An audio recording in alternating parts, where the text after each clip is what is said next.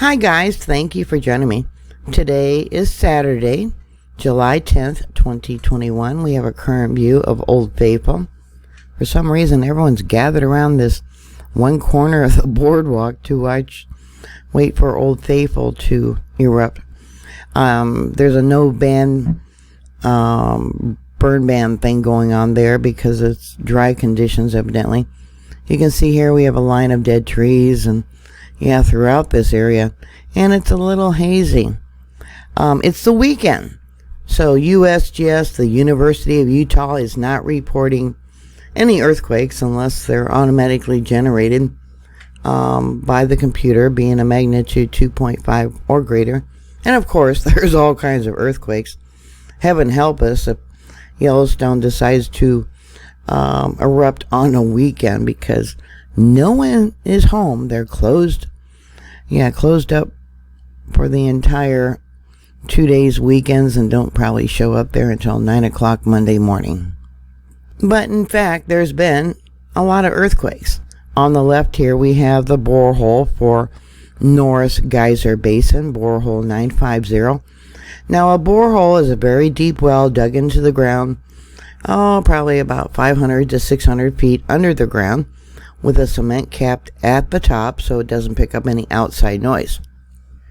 In the center, we have Little West Thumb. That is the newest section of Yellowstone Lake, which was created by a eruption. It's a smaller area they call a caldera. Let me show you. Hold on. This area right here, the monitor is down here in this location. There is rhyolite flows that are less than 10,000 years old. But this is Little West Thumb. This was created, they figure, between 162 to 150,000 years ago. So that's this monitor, and I got one earthquake picked out. On the right is the Promontory.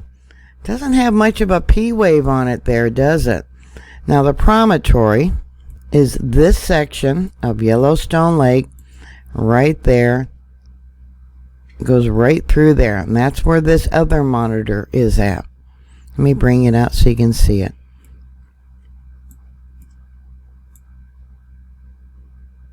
This is one of many earthquakes that I picked out. It is on all three monitors, all the way up to Norris Junction. The spectrogram looks like it was more significant there at Little West Thumb. We got a sharper signature at the Promontory. So let's see how big this earthquake was that they are not reporting. All right, at the Promontory, it comes in as a magnitude 2.64. Remember, when they start having magnitude 2s, according to Hank Hessler, who was their in-house geologist there at the park, said they would start worrying. So here at the Promontory, magnitude 2.64. Here at Little West Thumb, it comes in as a magnitude 2.47. Let's take a look at the spectrogram, and we'll go back to the other one. All right, for the Promontory, now this was about it says here 6:08. Let me see. Yeah, 6:08 Universal Time. And there's a signature. But see, it's got less of a P wave on it. I don't know. When I pulled the files a little while ago, at 20:42 Universal Time, you can see we got 3 earthquakes at the Promontory. Now remember, the Promontory has that crack at the bottom of the lake where there's spreading going on. This is from 2008 and 2009 from USGS. There's a crack. It actually extends all the way down. I'll try and make this bigger for you. But what's going on is because of this crack. It's a dike intrusion that's trying to come up. Eventually, one day, it will crack all the way up and you'll have magma flowing. And it's rhyolite. one of the most highly explosive type of magma. Lava is called magma when it's still under the ground. And the reason it's so explosive is it's filled with gas. Lots of gas bubbles. Lots and lots of it. So when it erupts, it's like taking a can of soda, shaking the heck out of it, and popping the tab or unscrewing the lid. And yeah, you have this explosive mess of soda. But in this case, it would be lava. Hot lava. And that is what is happening here at West Thumb. Yeah, it hasn't erupted yet, but it's sure doing its best to try and do that. I'll go to the signature so you can see that there. And we got more of it here. Let me see if I can find what line it was on. Okay, one moment. All right, so that was at about 12:06. There's it there. Let me pull it over. More there. The deeper the color, the redder the color, I should say, the hotter it is. And I've talked about different signatures, how you can tell if it's a rock slide or landslide or some surface events. It would be at the top. But when it's coming up from the caldera, yeah, see, it's almost gone black for how hot it is. Look at that. All the way across for about an hour it was doing this. Each line is 1 hour. Yeah, look at that.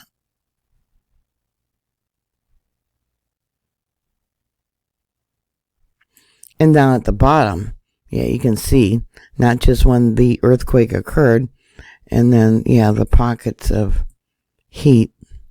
Yeah, look at that. And, yeah, they're gone for the weekend. Yep. So each line is in red is what the computers picked up of earthquakes. It marks it in red, the computer does, sends a message to the geologist. They're supposed to check it out and see how large these earthquakes are. Let's look at this one here. 10:02. Let's see what the signature is. Let's see how big that one was. All right, that comes in as a 2.47. And then we'll go to the next one. Remember I talked about this line right here. You often see that as a signature prior to an eruption. And that signature is also going on there in Hawaii with the eruption, the dike intrusion that's happening there by Little West Thumb. All right, let's take a look at this one here. Yeah, look at the gases that came up. All right, this one comes in as a 2.58. I've talked about all these magnitude 2 earthquakes, how they're not reporting them. So I'll just do the ones marked in red. Here we got another one at, oh, I already did that one, 608. Okay, we just did that one because that was on multiple. Okay, 553. It's got a P wave on it. The P wave goes from here until the highest peak. I'll have to look at it closer, probably there or there. But that is the first wave of the earthquake. When you hear the rumbling before the shaking, that is the P wave. It goes directly through the earth. And then comes the S wave. The S wave goes around the outside of the edge of the earth, and it always comes in second. So that one comes in as a 2.33. It's at the bottom, this program, which is from IRIS, which is part of USGS. This is the swarm program. Gives me the magnitude, and it's a 2.33. Another 2. And then we got another one, a little bit, looks like a little bit smaller. Look at the signature. Yeah, that's definitely smaller. That comes in as a 1.94, but it brought up a lot of heat. Then we got another one marked in red. All right, we'll look at its signature. That one is at 5:58 and about 15 seconds. That one comes in as a 2.26. Lots of heat coming up. Let me pull this up for you. There we go. Alright, so we'll start with this one next at 342. It's got a P wave on it too. That comes in as a 2.41. And we'll go to the spectrogram. And then we got another one right here. And we'll go to its signature. That comes in as a magnitude 2.26. I'll bring it down so you can see it. Right there, 2.26. And then we got another one. Right there. We'll look at the spectrogram. That comes in as a 2.37. There are so many magnitude 2 earthquakes. Yeah. And they're not reporting them. Everything's all right. Yeah, the volcano's recharging. It's been recharging for 6,000 years. Yeah, who knows when it's going to occur, and they don't care who gets hurt. All right, what else we got? Yeah, more of this magma intrusion. 22:32. Now, that would have been yesterday, universal time. Let me pull this over so you can see the date. If you can see it there on the right, this goes into the 10th. And this was occurring yesterday. Yeah, everything's fine. Look at the heat. Yep. We'll go jump over here. Yeah, look at that. Yeah. Yeah, everything's fine. Yeah. Oh, yeah. Let's go visit the park. I'm not going to visit the park. I'd be like that guy on top of the mountain in that movie when Yellowstone blows and, oh, it's so pretty. Yeah, that would be my luck.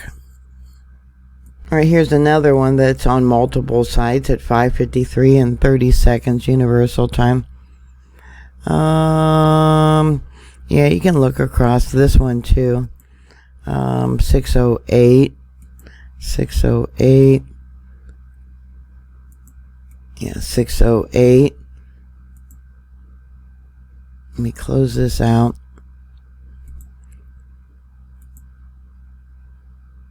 And 103 universal time, that's today.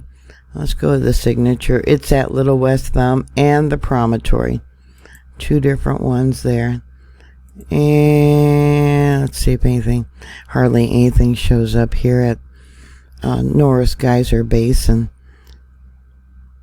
Alright, this one shows up on all three monitors. The Norris Geyser Basin, Little West Thumb, and the Promontory on the right at 4:01 and 30 seconds. Yep, it gets smaller as it goes across. Let's look at the spectrogram. Okay, how big is that one? Looks more heat came up at Little West Thumb. Large enough that it shows on three monitors 2.57. Yep, and that's a harmonic tremor. Let's make this large. Well, first I'm going to do this. And then we'll go back there. Yeah, that's harmonic tremor. See that? Up and down gently. Yeah, let's go over here. That's volcanic. Yeah, both of those are basically almost the same. You see those prior to an eruption and after an eruption and during an eruption. Yeah, it's gearing up for another eruption. Okay, and this is Little West Thumb. I want to take a look at that. Yeah, harmonic tremors. All the way through there. Yeah, and that's a screw wave. Yeah. Magma on the move. Look at that. Look at that. And then there's another signature. Yeah, harmonic tremors. This is all today. After that 6.0. Like I said, that 6.0. Its signature, the pressure went west. But it did curve around. I showed you that on the report I did for Morgan Hill. I showed the earthquake wave, and I mentioned how it, went all the way to the East Coast, and you might want to watch that one. All right, here's another signature. Yeah, harmonic tremors. Look at that. And volcanic. Yeah, let me show you something. This image too comes from Usgs, harmonic tremors. See that? And volcanic tremors. See how deep those are? Okay, and harmonic tremors. All right, let's go back. Yep, see how deep those are? See that? Let's pull it over a little bit more. Yep. I don't know when it's going to go. Who knows when it's going to go? I don't know. What else we got down here? This is when I pulled the files. Yeah, look at that. No, I'm not going to go visit Yellowstone. If you want to go there, go there. Yeah, it might be okay. It could be okay. My luck, if I went there, no, it would not be okay. All right, here we have, let me pull it up so you can see. This is the borehole for the Norris Geyser Basin. Yeah. Yeah. But see the signature? Let me make this larger. See that? Harmonic and volcanic tremor. See how deep that is? And see how it goes up and down? Yep. I'm not there, so I can get excited without panicking. I live, as the crow flies, as they say, about 500 miles away from it. If there was ever a major eruption, I would probably get maybe 3 feet of ash, maybe even more, depending on the size of the eruption. My roof has a real steep pitch where I live, so I would probably be okay. It would just hopefully slide off. Let's make this larger. And I'm prepared. You know, you would lose electricity. You would not have water to drink because it would be all contaminated by the ash. But I have water. I have 2 different sources for backup power. I got solar. Well, of course, the clouds are not, covered up. I wouldn't have that wouldn't work. I do also have a gas generator. I got enough food for my family for quite a while. And I have comfort in knowing that I am prepared. And because I am prepared, I'm not worried. What will be, will be. God is in control. Yeah, I ramble. Look at that. Yeah, and what was it doing when I pulled the files? I hate this when that happens. Look at that. Yeah. Okay, let's make that bigger. All right. Yeah, volcanic. See how sharp that is? Yeah. And how deep that is? Yeah, that's volcanic tremors. Everything is A-okay. Yep, USGS is home for the weekend. Yep, and when it erupts, more likely it'll happen on a weekend. God knows when. Only God knows. All right. Nothing to see. Please move along. Yep. So this is going to be short. My daughter's on her way back from Universal Studio. I guess my granddaughter was, having a tantrum. She's only 5. I pity the poor teacher that has her when school starts. Anyways, so it's going to be short because she's on her way back and we're going to go eat. Tomorrow it's going to be Cocoa Beach. Yep, I look forward to seeing the Atlantic Ocean. So, what are your thoughts? Yeah, what do you think about all this? Yeah, Yellowstone. Yeah, look at that. It's like, oh my God. Yep. There was reports a couple years back where people's shoes were melting because of the heat from the ground coming up. The roads were melting because of the heat. They actually had to raise the roads, put gravel under the asphalt. They rose it. They laid gravel, and then they put the asphalt on top. And the reason they put gravel was to dissipate the heat that was melting the roads. That was several years ago. And they've closed down different parts of the park, the pathways, because it was just too dangerous for people to walk. Yeah. And they've had buffalo drop dead from the gases, and yeah, everything's fine. Yep. So anyways, I'll let you go. Put down any thoughts or comments or questions you might have below. Thank you for watching. Thank you very much for your support. Please stay safe, and I will talk to you later. God bless you.